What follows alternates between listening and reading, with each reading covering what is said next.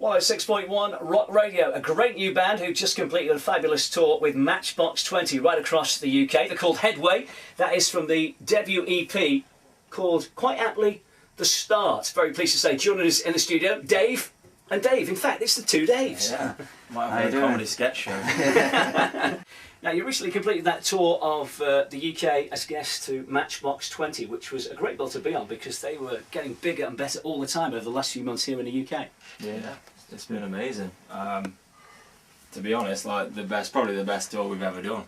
Because I mean, they've been fantastic. Like you'd never know they'd sold millions and millions of records because they've gone right out of their way to make us feel at home and make sure they introduce themselves every night and stuff. So it's been.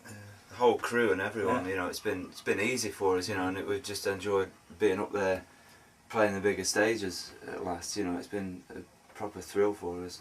Yeah. It's also one of those situations, really, when you're touring with a band like that have got their own crowd. It's opening their audience's eyes to a brand new band. Because let's be honest, most of the tickets will have been sold on the strength of Matchbox 20, but to get out to that many people, night after night after night, it's great, isn't it? It's amazing advertising for us, you know, just like. It'd take us ages, wouldn't it, a year or something, doing our own shows, you know, we'd never be able to reach out to that many people, and it's just a brilliant opportunity for us to be playing to that many every night, you know. Yeah.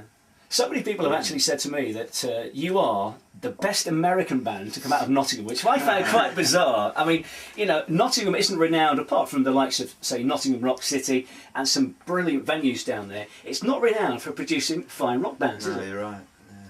It's not many. It's always there's always a handful 6x7 and pitch shifter and things like that. But yeah, it's been a while, I think, since. It's not like Manchester. You know, Manchester and Liverpool is so renowned for so many good bands over so many periods of time. You know, eras of music. You know, there's always a good band from Liverpool, a good band from Manchester. In Nottingham, there's not really anyone you could really say who's really broke through into the mainstream and. Cut it, you know. We're not even a scene of bands, you know. Because Manchester have got just that big throng of bands, you know. And doing what you do as well. I mean, there's so many bands that come through various phases. I mean, there's various musical genres throughout the years and always will be. But you're kind of cutting through all of that and just doing basic rock and roll, getting out there and doing it. Forget the image, just get out there and play. Yeah. That's the thing. I mean, it's all about songs at the end of the day. No one's going to remember you if you never had a good song. So that's got to be the starting point for everything. And then the rest just comes after, I guess. We've always just stuck to doing our own thing, no matter what else is going on around us. You know, with the various scenes sprouting up, and you know, you get all these new bands coming through, and we've always just been sort of on a different current to all that. You know, we've just always done what we know we can, and hope that one day, you know, people will just, you know, pick up on it, and we'll, you know, get going with it. So it's always been like that, really. We're saying a new band, but you kind of formed, I think, around about 2003, was it? Yeah, I mean, it's been a while. Joe and I, the guitarist, we were at school together and started this band when we were in sixth form, while I was still in sixth form, and yeah, it's pushing 10 years really since we started doing this. So yeah, we're still classed as a new act, but we've been through the roller coaster and the ups and downs, so we're kind of well prepared now. Yeah, I think that's it. Yeah, if anything, it's step up and go on.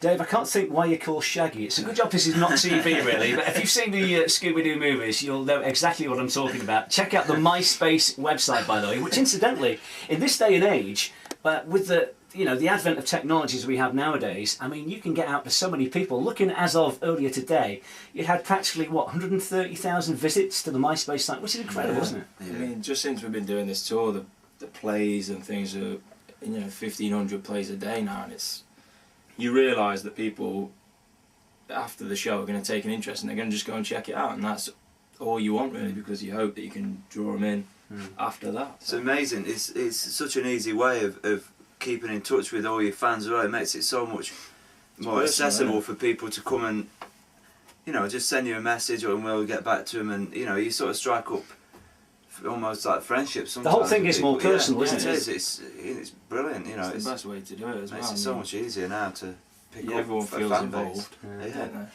Now the 5-track EP that's out at the moment, the Start EP, as we said, very aptly named, is just a taste of things to come. You've got this deal with Shortone, which is associated with Interscope and Universal, working on the debut album with Josh Abram, a well-known producer. He's done so many different projects, from the likes of 30 Seconds to Mars at one end of the scale, Velvet Revolver, Stained. I mean, great producer.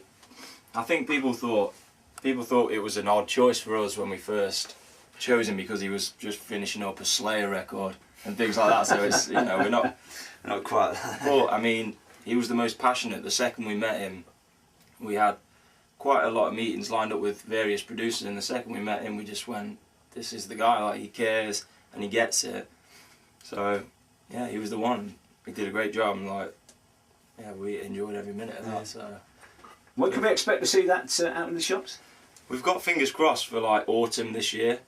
But I mean, we just currently, because we're building to make sure that we don't release it to, you know, the rolling tumbleweeds. We've got to make sure the groundwork is done. So that's what well, with this, it's perfect. You know, we just carry on, keep this momentum going. So, as you say, off the back of the Matchbox 20 tour as well, you've got a couple of dates lined up as headline acts, and then more dates to follow, I guess. Yeah, ahead of the release. I think we're going back to the States at the end of June to do some shows, which will be amazing. Do our own shows out there. So. Yeah, I think we got the Leeds one. Yeah, there's Leeds on the 30th of May, that's at the Cockpit. And we've also got one in London at the moment, Soho Review Bar. We've never played that, so not really sure what that is. So, you know, it's a room. We'll be in we don't know whether it's just going to be like a tiny bar and we'll just be playing on the floor or something, but you know. Actually, the term Soho Review Bar is conjuring up an image here. I hope it's the wrong one. Oh, maybe the right one. Well, we'll kind of tie in with it. It's hard to see, yeah. It's always after the show. It's always... Yeah, you never know.